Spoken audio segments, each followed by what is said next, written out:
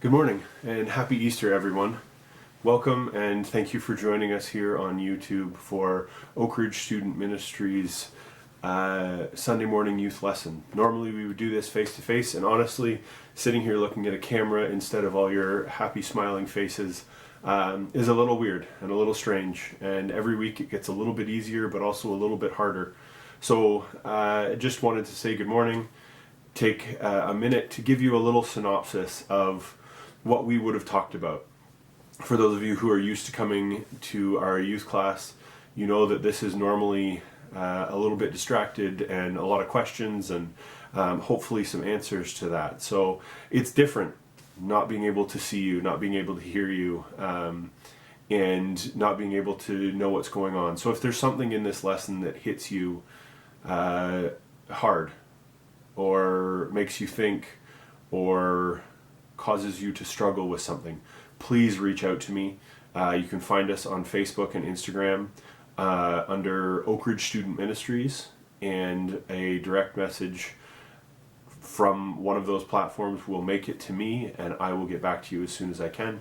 You can also email me jhopkins@oakridge.london.on.ca and I can get back to you from there, or call the church office 519-471-2290. I'm extension 226. So please, if something hits you in this message that you're struggling with, don't feel like you're alone. Take a minute, reach out, ask the questions, find someone who you respect in their faith and ask the questions. Don't just walk away from this lesson and struggle alone. We're here for you. We're trying to do our best to connect. So we're working through, we're on week 2 of our Undefeated series, and taking a look at what it looks like for us to be defeated, and to know that we can be undefeated through the sacrifice that Jesus made for us. So we're gonna jump in here, and again, please don't feel like you're alone. I know it's hard. We're all a little cooped up. Reach out. If you're looking to connect face to face, we are meeting Wednesday evenings at 6:30 as a youth group over Zoom.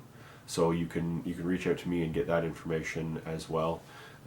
We want to connect. We're here for you, and it's a tough time. So please reach out. So Undefeated. I don't know whether any of you have been undefeated before, but I think we've all been defeated by something at some point. And for some of us that means being defeated in a sports game, or I know I mentioned last week, for me it was always soccer, being defeated, or the seasons that went undefeated. When we are undefeated, we don't ever want to be defeated again, because we know what that feels like. We know what it feels like to be defeated, and we want to avoid that at all costs.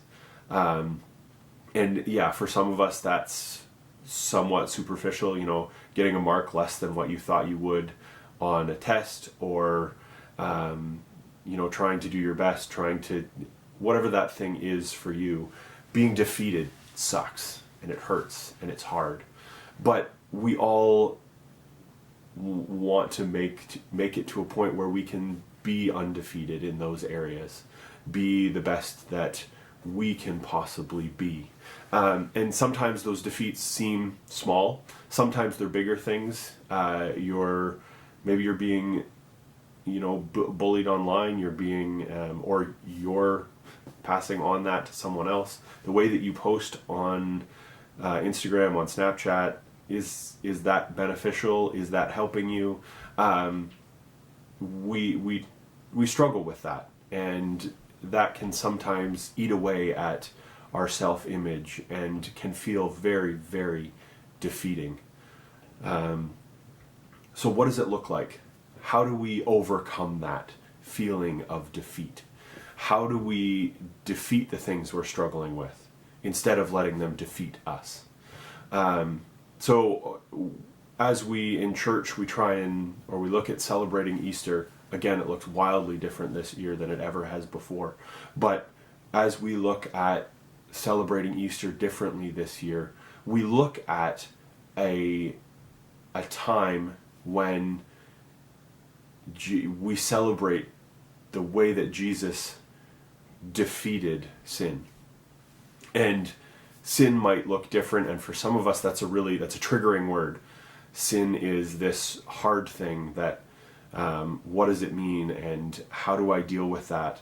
But we see the way that Jesus, who was, by our perspective or by his disciples' perspectives, was defeated on Good Friday.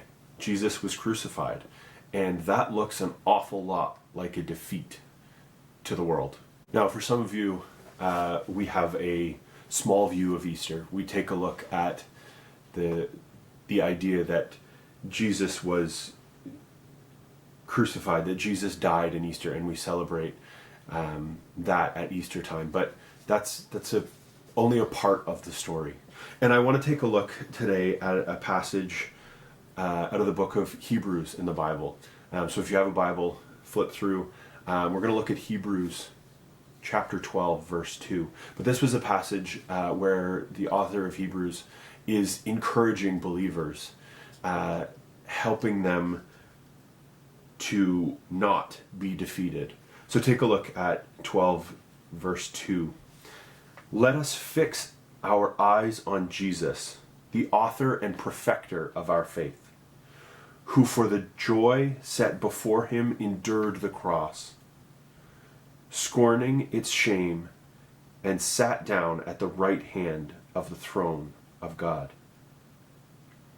So to encourage these believers who are struggling against feeling defeat, the writer of Hebrews reminds them of one thing, that Jesus did what he did on the cross so we could be defeaters of sin. That when we feel defeated, we can find hope, that we can see through it. And he's saying that Jesus knew what he was doing. He had a plan. And for us to find that undefeated feeling, there was something we needed to do. And that was to fix our eyes on Jesus, to take our focus away from the things that we feel are defeating us, and to focus on who Jesus is. So when it comes to what we remember and celebrate at Easter, the death and resurrection of Jesus, there are two big things I want us to know. First, Jesus died for us. And that's not any small thing. Jesus died so that we could have freedom from the things that are defeating us. When we struggle with what we've done wrong, our actions, our words, the number of things that we've done wrong, those things cause us harm. They do damage to who we are. And Jesus, by dying on the cross, takes that on himself. He doesn't just take it away from us, but he gives us complete forgiveness from that. And the second thing, no, hang on.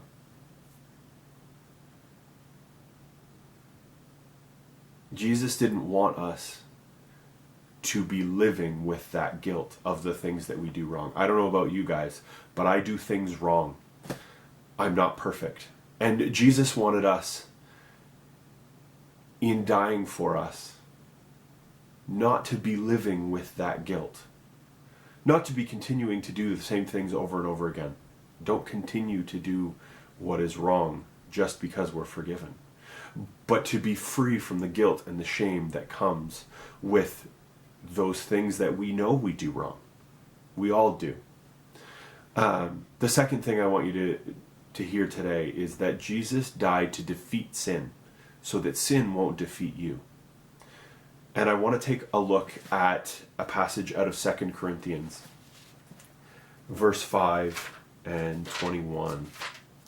Sorry, 2 Corinthians chapter 5, verse 21. So if you turn with me to 2 Corinthians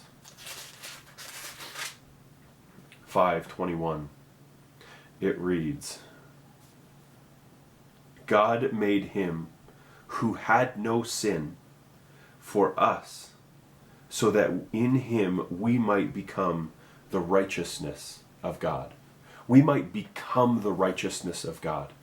Jesus died to defeat sin, so sin won't defeat us. We, in claiming Jesus' death, in saying, Jesus, I know that you died for me.